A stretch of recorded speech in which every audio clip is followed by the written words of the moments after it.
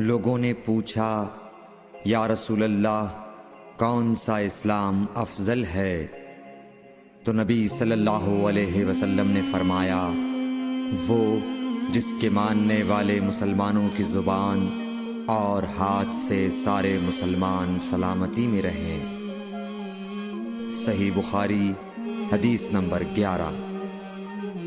ایک دن ایک آدمی نے حضرت صلی اللہ علیہ وسلم سے پوچھا کہ کون سا اسلام بہتر ہے؟ فرمایا، یہ کہ تم کھانا کھلاؤ اور جس کو پہچانو اس کو بھی اور جس کو نہ پہچانو اس کو بھی، الغرض سب کو سلام کرو۔ صحیح بخاری حدیث نمبر 12۔ حضور اکرم صلی اللہ علیہ وآلہ وسلم نے فرمایا، تم میں سے کوئی شخص ایماندار نہ ہوگا جب تک اپنے بھائی کے لیے وہ نہ چاہے جو اپنے نفس کے لیے چاہتا ہے۔ صحیح بخاری حدیث نمبر 13۔ رسول کریم صلی اللہ علیہ وسلم نے فرمایا، قسم ہے اس ذات کی جس کے ہاتھ میں میری جان ہے، تم میں سے کوئی بھی ایماندار نہ ہوگا جب تک میں اس کے والد اور اولاد سے بھی زیادہ اس کا محبوب نہ بن جاؤں۔ صحیح بخاری حدیث نمبر 14۔ حضرت صلی اللہ علیہ وسلم نے فرمایا، تم میں سے کوئی شخص ایماندار نہ ہوگا جب تک اس کے والد اور اس کی اولاد اور تمام لوگوں سے زیادہ اس کے دل میں میری محبت نہ ہو جائے۔ صحیح بخاری حدیث نمبر 15۔ نبی کریم صلی اللہ علیہ وآلہ وسلم نے فرمایا، 3 خصلتیں ایسی ہیں کہ جس میں یہ پیدا ہو جائیں اس نے ایمان کی مٹھاس کو پا لیا۔ اول یہ کہ اللہ اور اس کا رسول اس کے نزدیک سب سے زیادہ محبوب بن جائیں۔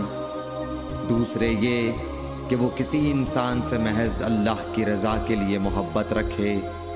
تیسرے یہ کہ وہ کفر میں واپس لوٹنے کو ایسا برا جانے جیسا کہ آگ میں ڈالے جانے کو برا جانتا ہے۔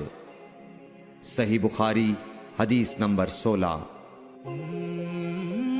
حضور اکرم صلی اللہ علیہ وآلہ وسلم نے فرمایا،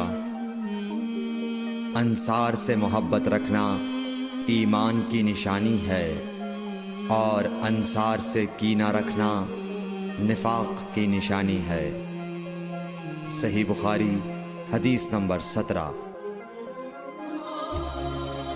رسول اللہ صلی اللہ علیہ وسلم نے اس وقت جب آپ کے گرد صحابہ کی ایک جماعت بیٹھی ہوئی تھی فرمایا کہ مجھ سے بیعت کرو اس بات پر کہ اللہ کے ساتھ کسی کو شریک نہ کرو گے، چوری نہ کرو گے، زنا نہ کرو گے، اپنی اولاد کو قتل نہ کرو گے اور ناعمدن کسی پر کوئی ناحق بہتان باندھو گے، اور کسی بھی اچھی بات میں اللہ کی نافرمانی نہ کرو گے۔